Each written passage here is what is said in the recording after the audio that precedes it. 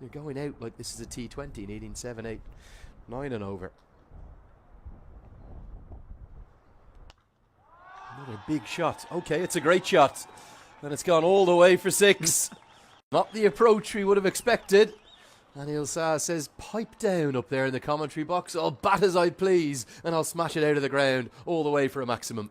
Well, it's very different from the first 3 times he's tried to look to go big, because the fact that you see him go with the front footed, this one held his shape much better versus trying to just hack it into the leg side.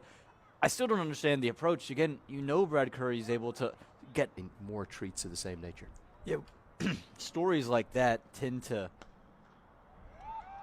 do a lot of good, and this is a lot of good here from Asif Sheikh. I don't know if it'll carry to the boundary rope, it'll just be a couple of runs, but when you get those stories, you just almost... I'll save the full tale for another day, but it even caught the universe boss's attention. I'll give you the full, it's a long story, not one for this chase that looks like it's going to be a hectic one, but even Chris Gale said to me, they were in the trees, man. They were watching from everywhere. As Sheikh, again, a forceful stroke. Very fortunate. That could have gone anywhere. Skews away off the outside edge. Pick up a couple. Scotland, tuning in from, often the Instagram inbox crashes when I say this, so if you want to be guaranteed getting through to me, get on to Twitter if you can, or try it on Instagram DM. Glorious shot. The shot of the chase. Just a push, no more than that. Doesn't try to overhit. And a cover drive of the highest quality for four. Yeah, good start. Much better now. A bit more from Nepal. Just as I say that, they've lost their first wicket. And who else would it be but Brandon McMullen? Did look as though it might have been a little leg side-ish, but the finger went immediately, straight away. Squared up, sad, just never looked settled in his knock, and he's been adjudged to be LBW. Yeah, McMullen back into the attack and straight into the wickets. Let's take a look. It's jumped back off the length, and he's played all around it. And yeah, that's hit straight on middle stump. It's a good decision in the end. Very easy on that second look. And leg stump, I think, you. Lots of love to Deary, you. deary Maya. There you go. Got about 20 words of Nepali. I think Tiksa can get you out of almost any hole. Anywhere you're in trouble in Nepal. Tiksa? Sub-Tiksa. Bowls him. Oh, no, it doesn't, but it is LBW. I thought it got through. It was so full and so straight. And in essence, Curry wheeled away in almost celeb appeal. I thought it was going to hit the stumps. It didn't need to. It hit the pad, and that was good enough. And the experiment of Mala 3. Last only 18 deliveries. He's trapped for 7. Here's the wobble from Nepal. Yeah, it hasn't worked in their favor here, Gushamala. And again, it's just been a painstaking crease. He hasn't known when to come forward, when to go back. And you can just see here, he's kind of just stuck in no man's land. Gets across himself, just tries to get the bat down. It's clear as day. That one's going to go on to hit the stumps. The only question was the line, but I don't think he's come quite. Stuart Broad, eat your heart out. Bertel down the ground, driven nicely. Just missed the start of it. But that gets maybe the loudest cheer of the day. Maybe a cheer of relief as much as anything. Fraction over pitched, and just a nice, elegant straight bat shown by Bertel to get his innings up and underway. And maybe the move to bring him down to 4 works. The ball not quite doing as much as it was earlier.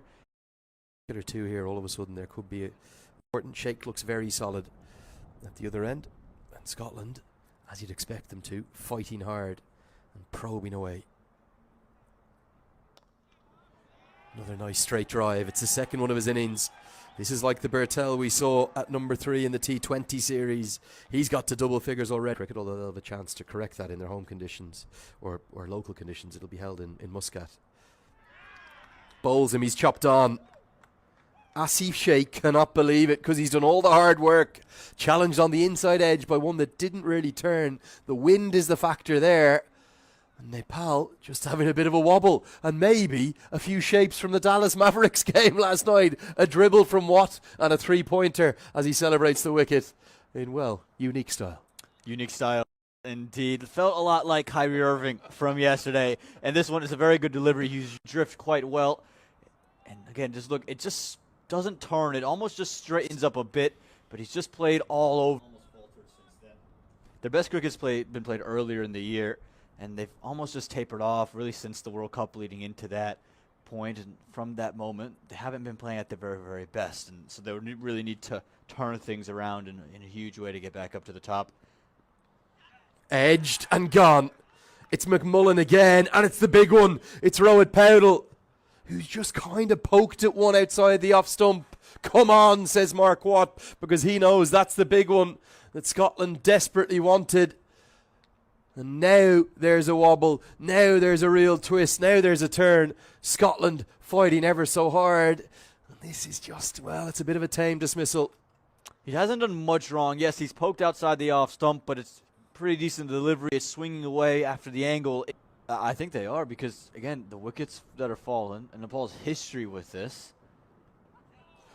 Oh, well, a leave that's nearly brought about a wicket. I think it's going to bring about 4 runs. Nobody's done anything they were supposed to. Brandon McMullen's fallen over. Expected it to be coming to him. But, again, it's all squared away. That's a perfect example of where the game is right now. Now, I think this has been put down. I'm going to have another look at it because, well, again, whatever the case, it's going to be 4 more. I just wonder, is this Michael Leask a backward point? Was this a diving attempt that he could have held on to? I think it's been hit in the air. Again, please forgive us. We're in a difficult position. We're not behind the bowler's arm. But it looked to me to be a catching opportunity, and it was. And it's burst through his hands.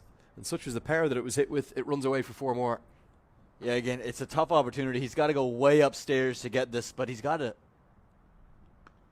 good piece to it. How big, how costly is that going to be in the context of this?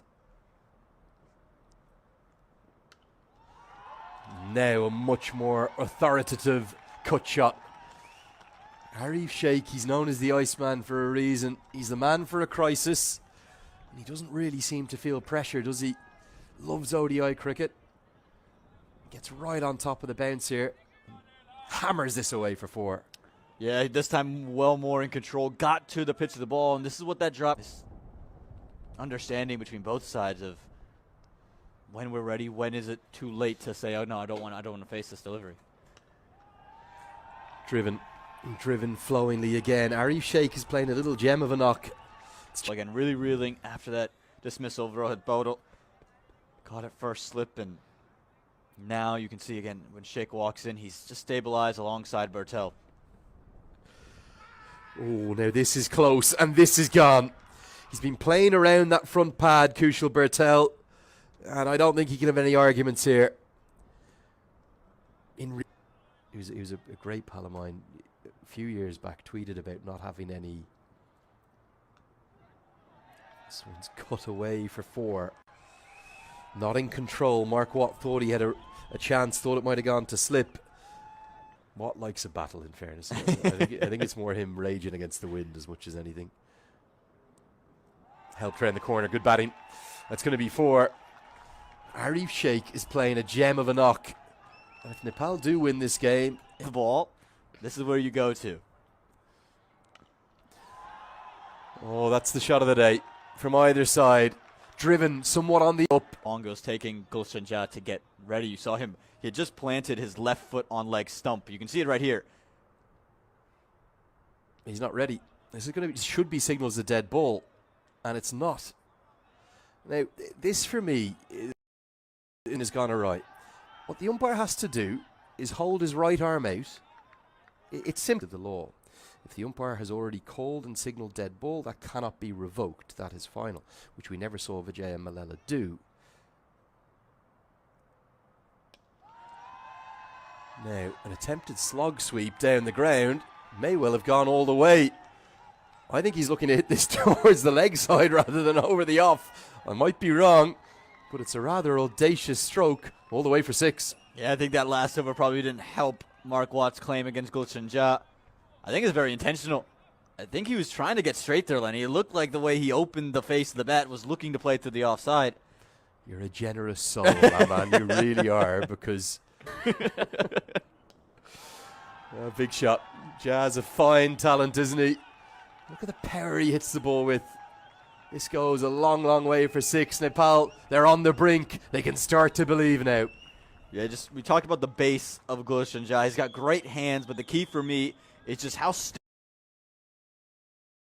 It's nearly 3 a.m. This was 20 minutes ago. It's now after 3 a.m. I cannot sleep till I know 2 points have been secured for Nepal.